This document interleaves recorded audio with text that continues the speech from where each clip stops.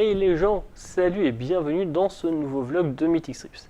Alors ça faisait longtemps qu'il n'y avait pas eu de vlog, c'est la chaîne un petit peu en stand-by pour l'instant parce que j'ai d'autres trucs en tête, d'autres projets en tête et que j'ai aussi un petit peu du mal à me concentrer sur vidéo et malheureusement je vais avoir sûrement du mal à faire des vidéos jusqu'au mois de décembre parce que là je vais bosser jusqu'à mi-décembre donc ça risque d'être très compliqué pour moi. Donc voilà, une fois qu'on a fait le petit tour là, donc je vais vous parler de Thor Ragnarok, donc le film sorti la semaine dernière. Film qui casse un petit peu avec ce qu'on avait un petit avant dans l'ambiance de Thor, qui pour le coup est plus proche de l'ambiance qu'on a dans les Gardiens des Galaxies, c'est-à-dire plus une ambiance, bon c'est du voyage dans l'espace. En même temps, pour les fans de Marvel, je vais pas vous apprendre que Thor voyage beaucoup dans l'espace. Donc, et du coup, ça donne un petit peu l'impression que chez Marvel, ils ont décidé que le voyage dans l'espace, c'était un truc fun, pas prise de tête. Ce qui est pas un mal. Puis je trouve ça aussi cool d'avoir quelque chose, en fait, d'avoir plusieurs types d'ambiance dans le Marvel Universe. Donc, moi, j'ai bien apprécié. Donc, oui, le changement de ton. Donc, qu'est-ce que je peux vous dire? Je vais essayer de pas vous spoil. Et de toute façon, ça risque d'aller un peu vite parce que j'ai vraiment kiffé le film. Et généralement, quand j'ai kiffé le film, c'est rapide. Donc, qu'est-ce qui m'a fait kiffer ce film? Déjà, il n'y a pas un instant où je me suis ennuyé. Enfin, il y a un moment où je me suis ennuyé. Un seul dans le film. C'était la scène avec le Docteur Strange. Je comprends pas pourquoi ils l'ont foutu là. Enfin, si, malheureusement, je comprends. C'est la scène qui est là pour dire oubliez pas Strange, oubliez pas qu'on vous a parlé des pierres de l'infini. Enfin voilà, oubliez pas le reste du MCU. C'est vraiment, enfin moi c'est comme ça que je l'ai vécu cette scène, c'est la scène oubliez pas le reste du MCU. Bon, bah non on n'allait pas l'oublier, merci. Donc c'était pas la peine. Mais du coup ça fait vraiment la scène posée là en mode bon, je vais poser ma scène là et puis démerdez-vous pour lier ça au reste du film. Ça tombe comme un cheveu sur la soupe. Il y a plein d'autres façons plus intéressantes, je pense, de faire avancer l'intrigue. Donc bon, c'est la seule scène sur laquelle je suis critique. Autrement, ben, les scènes d'action. Je vais essayer de vous découper ça un petit peu. Les scènes d'action sont extrêmement visuelles. C'est jouissif. Il y a juste un moment, tout moment des tout premiers moments de la première scène du film où j'étais un petit peu, j'ai eu peur à un moment parce qu'ils nous ont refait le coup de la dashcam sur le marteau. Honnêtement, moi, je vais pas voir les films en 3D parce que ça me colle mal au crâne. Ce genre de scènes qui sont sûrement très impressionnantes en 3D. Enfin, ce genre de plan très impressionnant en 3D, je vois pas vraiment l'intérêt du truc, mis à part dire regardez, on sait faire de la 3D super belle. On vous fait confiance pour ça, les gars, mais moi personnellement, j'attends que la 3D dans un film apporte autre chose. Et déjà plus de mal de crâne. Mais en même temps, je suis quelqu'un qui n'aime pas le ciné en 3D. Donc, chacun ses goûts. Mais c'est vraiment le seul truc qui m'a fait un peu bien. Mais autrement, visuellement, toutes les scènes d'action sont chorégraphiées mais au millimètre. On sent qu'il y a eu vraiment un travail dessus parce que quasiment chaque plan est mémorable. En fait, c'est pour le coup les scènes d'action. On peut vraiment comparer ça à une scène de combat dans un comics. C'est-à-dire qu'en version papier, il faut que chaque case soit signifiante. Il faut qu'à chacune des cases, pour faire transparaître de l'action, il faut qu'à chacune des cases, il y ait quelque chose. Il faut que passer d'une case à une autre soit fluide et que chacune des cases nous permette de nous représenter vraiment le combat. Donc, que chacune des cases soit importante. Bah là, c'est ça. C'est-à-dire que chacun des plans dans les scènes de combat est mémorable parce qu'il est important. C'est-à-dire que on voit vraiment ce qui se passe. C'est-à-dire que quand il y a du combat contre de la masse contre plein de monde, etc. On va pas s'attarder sur la façon qu'a tel ou tel perso de tabasser la gueule au no-name, mais on va vraiment s'intéresser au rendu de loin, c'est-à-dire c'est des scènes où et globalement on commence en gros plan, c'est-à-dire à dimension humaine, mais en quelques secondes on part, on s'éloigne. On s'éloigne et on voit une vue d'ensemble de la baston. Donc du coup avec des effets visuels, hein, parce qu'il faut bien voir quand on a des personnages qui font cette là à l'écran, il faut bien voir où est l'action. Mais du coup c'est super visuel et c'est super agréable. Parce que là, ça a un rendu cinématographique qui est vraiment agréable parce que on s'attarde pas sur comment est-ce que Thor ou n'importe quel autre personnage va tabasser un perso quelconque sans nom comme ça quoi. On s'en fout que ce soit avec un coup de marteau, avec un coup de pied, on s'en fout. Globalement, c'est intéressant, c'est de voir le nombre et là, on voit le nombre qui vole quoi. C'est pour moi qui suis très fan des jeux type Musou, Dynasty Warrior, etc. J'avais presque l'impression de voir le compteur de kills. Pour donner l'idée. Et c'est jouissif, ça fait que ces scènes d'action sont jouissives, les scènes vraiment avec du combat d'armée, c'est jouissif. Et les scènes d'action en 1 contre 1, elles sont pas longues de façon injustifiée, c'est-à-dire que au final on s'en fout de la durée du combat, il peut durer longtemps, il peut durer pas longtemps. Ce qui est intéressant, c'est que chaque coup porté est signifiant, là aussi. C'est-à-dire que, bon, notamment le combat, je spoil la personne, il y a un combat Thor contre Hulk, mais il est génial. Il est génial, déjà il est très fun. Il est très fun aussi parce que il y a Loki qui regarde et qui flippe en voyant Hulk parce qu'il sait ce que ça fait d'avoir un Hulk en face. Donc, non, vraiment très très très fun.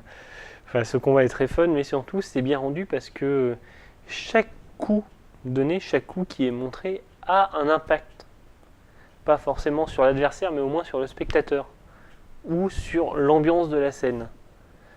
Donc c'est génial parce que ça évite les combats qui sont inutilement longs en termes de temps cinématographique.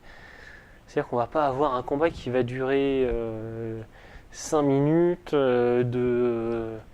je donne un coup, j'esquive, je donne un coup, j'esquive. Non, c'est pas ça, c'est chaque coup porte au final. On est vraiment dans une dimension au final plus proche de ce qu'on a l'habitude de voir en comics, c'est-à-dire que dans un comics, bon, quand il y a un personnage qui esquive une attaque, c'est que c'est important. Quand il y a un personnage qui se prend une attaque, c'est un coup qui impacte. Et ben là, c'est ce qu'on a. Et c'est vrai que je repense notamment au deuxième Avengers, où il y avait des combats où on avait l'impression que les coups ne servaient pas à grand chose. Quand je dis dernier Avengers, mais non, le Avengers 2, je repense à ça surtout. Mais voilà, et donc là, on sent qu'il y a vraiment une recherche qui a été faite sur la chorégraphie des combats, justement pour que les combats aient réellement un impact. Et c'est ça qui m'a bluffé, c'est qu'au final, visuellement, on se souvient des combats pas en se disant tiens, il y a eu machin, il y a eu un combat machin contre machin, mais on voit l'impact des combats. On voit l'impact, c'est-à-dire qu'on ressent chaque coup, on se souvient des coups parce que chaque coup est un plan mémorable. Et ça, c'est vraiment un truc que j'ai kiffé. Voilà pour la partie action, donc super bien mise en scène. Là pour le coup, regardez le film, faites des screenshots et vous avez un paquet de fonds d'écran magnifique. Juste au screenshot, on sent que les scènes sont pensées pour le screenshot. Et donc pour marquer l'esprit. Ça c'est cool. Pour ce qui est du scénario, bon on a un scénario basique, j'ai envie de dire. C'est-à-dire que Thor fait son Thor, il veut empêcher le Ragnarok, donc il commence par tabasser les gueules à Surtur qui doit provoquer le Ragnarok. Et puis très vite apparaît Hela, est la sœur de Thor et de Loki, première fille et fille aînée d'Odin. Et donc bon là le truc c'est que personne connaissait son existence avant, parce que On a un petit coquin d'Odin qui avait qu'il avait un petit peu effacé des registres, hein. Donc ça, je vais pas vous en dire plus parce que c'est tout divulgué dans l'intrigue du film. Justement, l'intrigue du film, c'est plus le background de Hela et aussi comment est-ce que Thor se sort je me souviens jamais du nom, enfin, de la planète du maître, justement, comment est-ce qu'il se sort de là pour venir empêcher la Ragnarok. Parce qu'en fait, oui, petit point, à un moment, Thor combat Hela dans le Bifrost et se fait éjecter du Bifrost. Et le truc, c'est que quand tu te fais éjecter d'une téléportation avant qu'elle soit finie, bah, t'atterris un petit peu n'importe où. Et donc, c'est un peu ce qui s'est passé. Thor a atterri un petit peu n'importe où. Donc voilà, c'était. Là-dessus, le scénar, c'est pas. Enfin, on peut le résumer rapidement, quoi. Mais ce qui est intéressant, c'est que du coup, on a un Thor qui assez vite perd son marteau. Et donc est un peu confronté. Ça, j'ai essayé de vous en parler rapidement quand même, de vous faire des Enter the Strip sur. À la base, je pensais vous parler de Mighty Thor, mais après la lecture, je vais plus vous parler de Unworthy Thor, qui est justement Thor Odinson qui a perdu son marteau parce qu'il n'est plus digne de Mjolnir. Ça, c'est ce qui se passe en ce moment dans les comics Thor. Et donc là-dessus, on a un peu ce ressenti, c'est-à-dire que Thor se sent au final très nul de ne plus avoir son marteau. Il pense qu'il a plus de pouvoir que les pouvoirs venaient du marteau. Donc là-dessus, il finit par récupérer ses pouvoirs. Alors, je vais pas vous dire s'il récupère un marteau ou pas.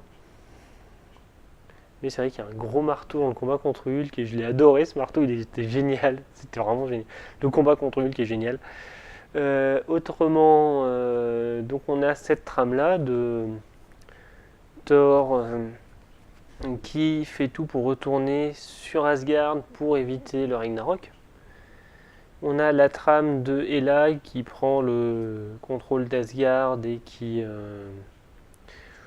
veut juste dominer l'univers parce qu'au final, elle estime que 9 royaumes, c'est quand même pas assez. Donc autant en rajouter.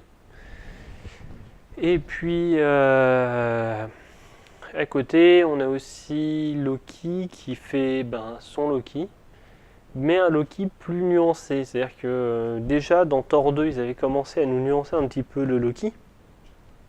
C'est-à-dire que est-ce que Loki est réellement méchant? Enfin voilà. Et c'est un truc qui est bien et c'est un truc qu'ils ont continué, c'est-à-dire que est-ce que Loki est gentil, méchant? C'est très bien foutu en tout cas, moi j'ai beaucoup apprécié la façon dont enfin le rôle que les scénaristes ont donné à Loki dans ce film. Je trouvais très très sympa. Donc après bon, on a la récupération de Hulk.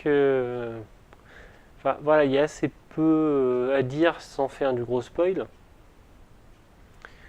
Mais enfin voilà, du coup, pour faire mon petit résumé de Thor Ragnarok, je pense que c'est vraiment un film qui mérite d'être vu. Après, c'est pas un Logan, c'est pas un film lent, posé. C'est vrai que c'est un truc que Marvel fait de plus en plus. C'est-à-dire que là, on n'est pas non plus dans un film de super-héros. On est dans un film d'action totalement délirant. Voilà, on est là-dedans, c'est-à-dire que bon, il y a la thématique super-héros, on connaît super-héros, etc. Mais enfin, globalement, là, on est dans une partie de l'univers où il y a tellement de monde avec des super-pouvoirs que, au final, Thor est un mec normal parmi d'autres, quoi. Faut se dire ça. Donc, c'est vrai que dans un univers comme ça, parler de super-héros, c'est un peu compliqué de parler de super-héros dans un monde où, au final, tout le monde est un super-héros. Et pour citer un truc qui est dit dans X-Men Gold, dans le tome 2 d'X-Men Gold, c'est quand même un monde où il y a 20 fois plus de personnes qui ont des super-pouvoirs que de gens normaux, l'univers de Marvel. Faut visualiser ça, il y a tellement de monde avec des super-pouvoirs qu'il y en a limite plus que de gens qui n'en ont pas. Et Donc partant de là, c'est vrai qu'on doit s'éloigner du thème du super-héros pour partir sur des thèmes un peu plus humains. Et là, j'ai trouvé ça très sympa. En fait, je l'ai trouvé limite plus proche d'un mythe créateur de Thor, dans le sens où on est plus proche de Thor qui comprend quel est son rôle et qu'est-ce que c'est qu'être un dieu, et qu'est-ce que c'est qu'être un héros aussi. On est plus là-dedans que dans le premier Thor, je trouve. Je trouve qu'on est beaucoup plus proche de ce thème. Et ça fait partie des trucs que j'ai beaucoup apprécié. Et je trouve que ce Thor est vraiment très très très sympa. Donc voilà, moi je vous le recommande vraiment si vous aimez les films d'action. Si vous aimez Thor, si vous avez aimé les Gardiens de la Galaxie, ce Thor Ragnarok, je pense que vous allez l'aimer. Parce qu'on est vraiment plus proche des Gardiens de la Galaxie que de Avengers et de ce qui se passe sur Terre. Donc voilà. Donc c'est tout pour cet épisode de Mythic Rift. Alors encore une fois, merci à tous les tipeurs de continuer à me soutenir. Des gros bisous, à très bientôt. Normalement, j'espère vous sortir d'ici assez peu de temps la vidéo de la soirée qu'on avait fait avec Cyril de... autour de... Ah, j'ai retrouvé le mot. Autour de Wonder Woman et de Hercule. Donc sur ce, je vous fais des bisous et je vous dis à bientôt.